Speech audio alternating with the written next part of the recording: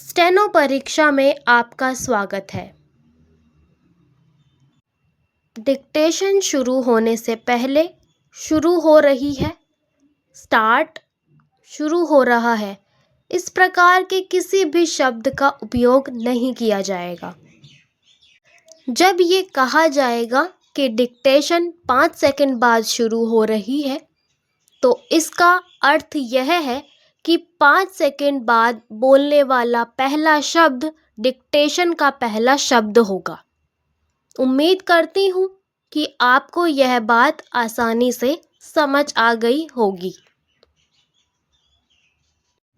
Dictation 5 second बाद शुरू होगा। महोदय, भारतीय उद्योग परिसंघ के शताब्दी समारोह के अवसर पर यहाँ आकर मुझे बड़ी प्रसन्नता हो रही है। इस बात का विशेष महत्व है कि ये समारोह कलकत्ता में हो रहे हैं। इस देश के औद्योगीकरण में इस शहर ने अग्रणी भूमिका निभाई है। कलकत्ता हमारा पहला औद्योगिक व व्यापारिक केंद्र था, जहां विशेष रूप से चाय, पटसन और इंजीनियरिंग उद्योगों से संबंधित गतिविधियां केंद्रित थी। अपनी महत्वपूर्ण सामरिक स्थिति के कारण यह पूर्वी भारत की प्रगति और अभिवृद्धि का मुख्य केंद्र बना रहेगा। हमारी नई नीतियों के परिणाम स्वरूप जिस नई पहल और प्रेरणा का प्रादुर्भाव हो रहा है, उससे मेरा विश्वास है कि कलकत्ता शहर का और इस सारे क्षेत्र का कायापलट हो जाएगा। मैं आपको बिल्कुल अभी हाल में प्राप्त एक महान सफलता के लिए भी बधाई देता हूँ, और यह इस क्षेत्र के औद्योगीकरण के लिए एक बड़ा अच्छा शकुन है।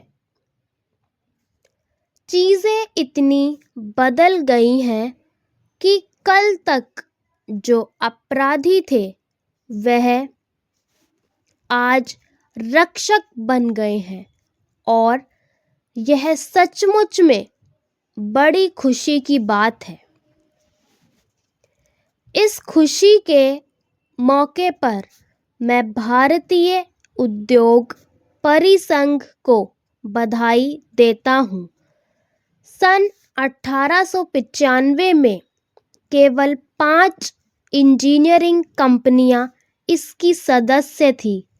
आज इसमें इतना बदलाव आया है कि यह 3000 सदस्यों वाला एक शीर्ष संगठन बन गया है, जिसमें बड़े, मध्यम और छोटे सभी उद्योग शामिल हैं, और वह वास्तव में एक शानदार सफलता है।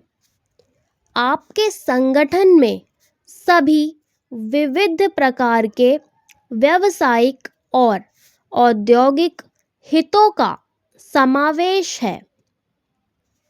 आपने यह फासला इतनी सफलता से तय किया है कि अगली दीर्घ यात्रा भी अच्छी तरह पूरी होने की आशा बलवती हो जाती है। जब हम यात्राओं की बातें कर रहे हैं, तो इस अवसर पर यह विचार करना भी उचित ही होगा कि हम कहाँ पर थे, आज हम कहाँ हैं और हमारा लक्ष्य कहाँ जाने का है।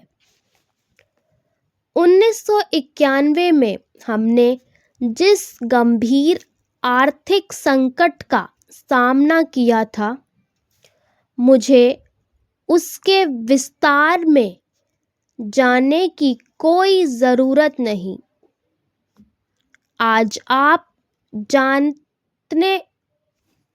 जितने लोग यहाँ उपस्थित हैं, उन सबको उस संकट के बारे में व्यक्तिगत और प्रत्यक्ष जानकारी है। यह भी अच्छी बात है कि लगता है कि लोग संकट के उन दिनों को भुला बैठे हैं और मानव प्रकृति का यह बहुत अच्छा गुण है। इसीलिए आइए यह देखें कि आज हम कहाँ खड़े हैं। जैसे कि आपको भी लगता है कि हमारी अर्थव्यवस्था पुनः उठ रही है और विशेषकर उद्योग के क्षेत्र में, निर्माण के क्षेत्र में वर्ष के पहले 4 महीनों में जो 9% की वृद्धि हुई है, वह निस्संदेह उत्साहजनक है, क्योंकि यह प्रगति बड़ी व्यापक है और औद्योगिक क्षेत्र के सभी खंडों में हुई है। इससे हमारी अर्थव्यवस्था को बड़ा बल मिलता है। पिछले 3 वर्षों में उद्योगों की आधारित संरचना में निरंतर सतत प्रगति दिखी है। उपभोक्ता वस्तुओं के निर्माण में लगातार सुधार हो रहा है। महोदय, आर्थिक पर्यावरण में सब तरफ समायोजन होने लगा है। कृषि के क्षेत्र ने आर्थिक पुनः उत्थान में बहुत ही महत्वपूर्ण भूमिका निभाई है और वास्तव में तो इससे हमारी अर्थव्यवस्था के बाकी सभी क्षेत्रों को गति मिलती है। हमारे खाद्यान्न का भंडार 3 करोड़ टन से अधिक है और हमारा विदेशी मुद्रा का भंडार लगभग 20 अरब डॉलर है। इससे हमें अपने पर विश्वास भी होता है और आश्वासन भी मिलता है। यह सचमुच 1991 की परिस्थितियों के मुकाबले भारी परिवर्तन है।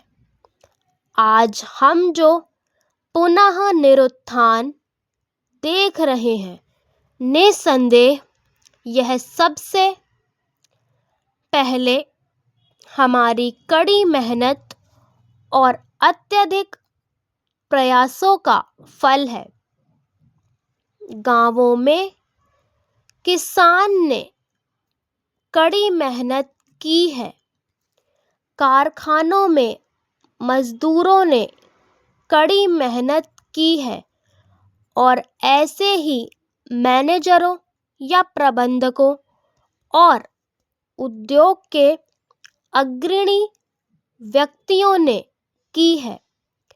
1991 में हमने जिन सुधारों की घोषणा की थी, उसे व्यापक स्वागत और समर्थन मिला है और उसी के परिणाम स्वरूप यह संभव हुआ है कि हम सब मिलकर देश को संकट से उभार सकें। चाहे इसे आप किसी भी स्तर से मापिए, यह एक भगीरथ प्रयास था। अब तक हमें जो सफलता मिली है उससे हमें उत्साह मिलना चाहिए और हमें नई प्रतिबद्धता के साथ आगे बढ़ना चाहिए। मैंने यह कई बार कहा है। स्टॉप। डिक्टेशन कैसी लगी कमेंट सेक्शन में बताना ना भूलें। साथ ही साथ ऐसी डिक्टेशन के लिए चैनल को सब्सक्राइब कर लें।